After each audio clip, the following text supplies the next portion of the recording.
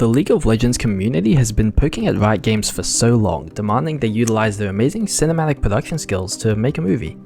They delivered with something even better. The animated series Arcane. This series took the world by storm on Netflix in November. I was so hyped when I saw the very first trailer of Arcane 2 years ago, which was also when Riot announced all the different projects they were working on for their 10-year anniversary. I loved how they were willing to venture into so many different gaming genres. I was finally looking forward to playing a game that wasn't League of Legends, while still getting to play in the awesome world of League of Legends. Now we all get to experience that world with the gem that is Arcane. Arcane captivates us with compelling characters, amazing voice acting, and a unique blend of gorgeous animation. Even though it serves as an origin story for the characters from the game League of Legends, Arcane does a stellar job of storytelling that anyone can enjoy, regardless of whether they're familiar with the game or not. Arcane felt like such a unique and immersive experience where you can tell just how much work has gone into the project. I honestly think it deserves every bit of praise it gets. It's just a beautifully executed masterpiece that's absolutely worth your time.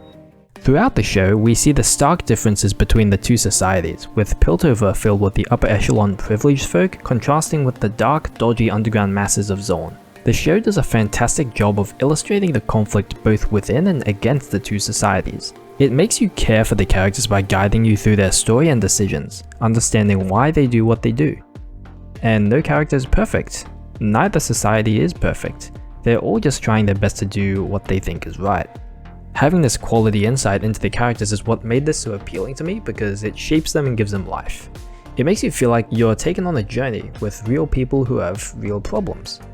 The animation is stellar with the awesome combination of 3D characters and scenery with 2D visual effects, giving it a unique look and feel while still remaining so smooth and complementary with the look of the show as a whole. The sharp, defined face of the villain Silco also reminded me of the Dishonored game's art style.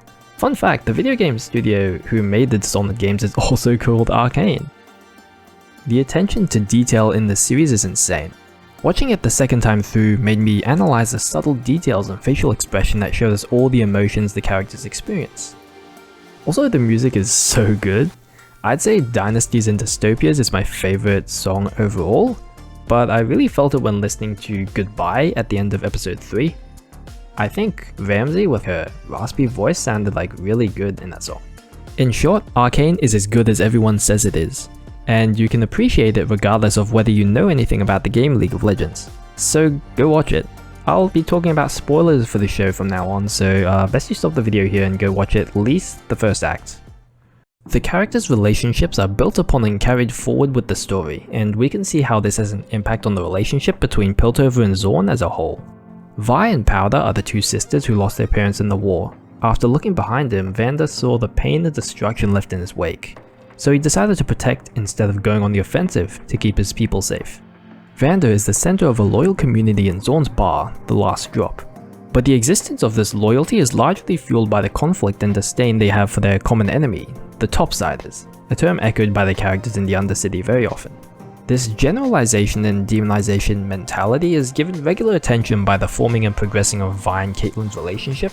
They both have their own preconceptions of each other as two people from essentially different worlds, but they learn to care about each other when taking the time to listen and understand each other's story, realizing they are not the stereotypes they held in their minds.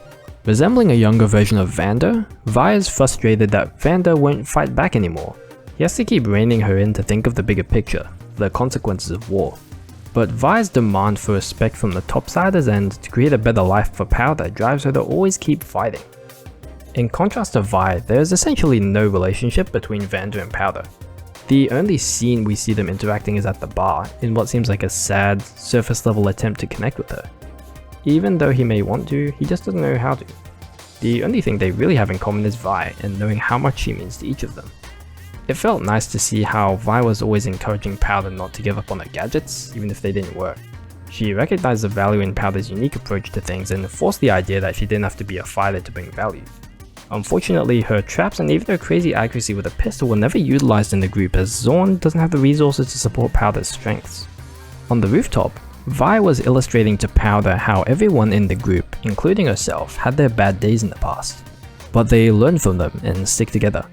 Despite this, Vi eventually had to contradict herself as she left Powder behind to rescue Vander. Although she did it to protect Powder, Powder could not look past the idea that was because she was weak. I think it hurt Powder even more because it looks like she could see how much pain Vi was experiencing and she wanted to help, even if she couldn't relate in the same way or support her the way Vander always had. But she was still tossed aside in her eyes, and that was heartbreaking for her to be denied and left alone. The Hex Crystal explosion coupled with Jayce and Viktor's breakthrough gave us perspective on the potential of harnessing magic versus letting it run wild. Powder had good intentions but lacked the knowledge of what she was handling. She just molded an idea together and hoped for a happy ending. And to her it was magical. But Jayce and Viktor were able to bring out more than just explosions from the Hex Crystal, and thus showed promise and received trust from Mel and Heimerdinger that they could use the power for good. The aftermath scene of Powder's Hex Crystal explosion was where I really appreciated the attention to detail in the characters' expressions. Powder entered the scene of destruction with nothing but hope that Vi would finally see that she could help. Then came the realization of what she had actually done and what that had done to Vi. And the range of Vi's emotion conveyed through her conflicted facial expressions was so good. Especially the darting eyes, which made it seem like she was fighting against the rage and sadness of losing Vander and then hurting Powder. And the detail to animate the blood movement in sync with Powder's sob here was so great as well. Vi didn't want to hit Powder, but either way, I think Vi felt betrayed there as well. They both had good intentions, but their approaches to protecting each other ended up deeply hurting each other instead. I think the difference is Vi understood why Powder did it, but she then felt the need to force Powder to accept she was a jinx, to realize the consequences of her actions. Topping it off with the burning glare from Powder, coupled with the song Goodbye playing while fading out of the scene, just really gave me chills. I could tell this series was given so much effort and care, and that's what I really love in the series. Through Jayce and Viktor, we get to see the power of harnessing innovation to improve lives, or at least their attempt to do so anyway. Throughout the series, we get to see the consequences of not being able to control this magic. Jayce accidentally kills the kid in Zorn, and Viktor accidentally kills his assistant Sky. Together, they introduced Hextech into Piltover, which improved the city's processes and opened up trade opportunities. But this isn't what they initially wanted, and they later found they were facing their own challenges by moving forward in different directions. Jayce found himself trying to push his ambition amid the politics of the council, and Viktor integrated the adaptive Hex Core into his very being in desperation to save his life. Despite the conflicts they have, I really like how they don't cut each other off and go their separate ways. They realize that somewhere along the way, they strayed from their initial goal. The final council meeting was their effort to salvage their mistakes and do the right thing to overcome the roadblocks they created. I also paid some attention to the relationship between Jayce and Mel, and Mel's character is interesting as well. When she first appeared, she seemed like a snob, looking down on those around her and saying no one has anything left to give her. I noticed when watching again, she was more interested in what was mentioned as a child's toy among the inventions, of which she later handed to one of the children of the council. I thought this was the show's way of unveiling her interest for someone like Jayce, how his ambition is felt through his voice and nature being symbolic of a childlike approach. He wants the room to dream, create, and not be held down by the grown-up stuff like politics. Jayce and Mel's dynamic seems to complement each other, as when Jayce moves forward, Mel gives him perspective on the political ripple effects of his actions. She never seems to force him to make decisions, but instead frames problems and ideas in ways that resonate with his ambitions. She regards him as a worthwhile investment, and Jayce feels that nothing is impossible when he's with her. He feels like he has a green light to go nuts with his vision to make change happen.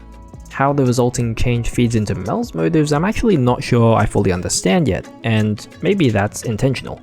I think her background will be fleshed out more in season 2. What I really liked about Mel is she starts showing genuine concern for Jayce's worries with Viktor when she learns about his condition. Despite knowing Viktor may be holding Jayce back in the way, she knows they're partners and that they mean a lot to each other.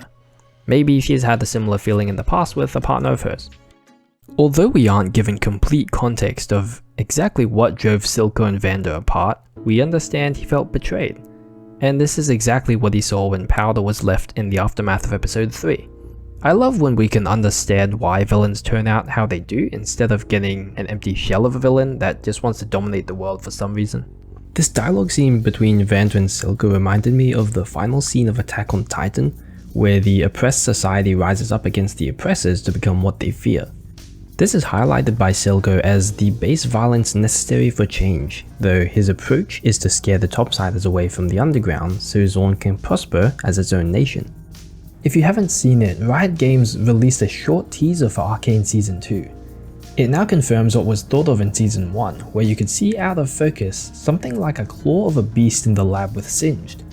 It's now confirmed that this is Warwick, another champion brought to life from the game. And there have been theories in the past that Vander was altered into a beastly form after his death. And the theories make sense as Vander was known as the Hound of the Underground. It's not a stretch to think of his large hulking figure and combat power being salvaged and formed into such a monstrosity with claws instead of fists. I'm wondering about many things here. Would there be any sense of Vander left in him? Would he be recognizable to Vi and Powder? Did Silco agree to turning his friend or brother into this? This could actually make some sense because Silco fought Vander again and got to see the seething look in his eyes as he was being choked. And he got a front row seat to see Vander juiced up on Shimmer to see his abilities. I thought his body language indicated fear, but he could have also seen potential when he reflected on it after Vander died. If Vander didn't want to join him, he could still use his strength to fuel Zaun as his nation to be feared. I do want to see more of Vander, and am wondering if we'd get any flashbacks to Vander and Silco before they're falling out. No, it's not going to be the same Vander that we knew. Upon watching the Warwick champion trailer for Riot's game Wild Rift, they actually portray him as having a sense of humanity when he hesitates to slash someone. There's also this neat detail linked between this trailer and the previous cinematic for League, making it a prequel to it, as the League one was released in 2017, whereas the Wild Rift one was from 2022. I told you this was a bad deal, man! Shut up and move! I told you this was a bad deal, man! I'm interested in Viktor's development the most. In the game League of Legends, he's spearheading his glorious evolution with his body of Hextech technology, so I'm curious if he goes deep into the ruler, leader, mad scientist phase. Although I don't think he'd be much of a mad scientist, as it feels like that would pivot too much away from how he's progressed in Season 1. He lost Sky because of his attachment to magic and technology, so I think his morals will still be driven to help the sick people in Zaun like him. It's also interesting to think about because Viktor was always against the idea of using their Hextech inventions as weapons. So I think that Mel isn't dead from Jinx's rocket because of her golden amulet reaction, which I think will save her somehow. Even though she is most likely to die as she's the closest to the window, I think there's more to her character and backstory we haven't seen yet. I think for the future, we'll find out more about Mel as her relationship with Jayce is pushed forward.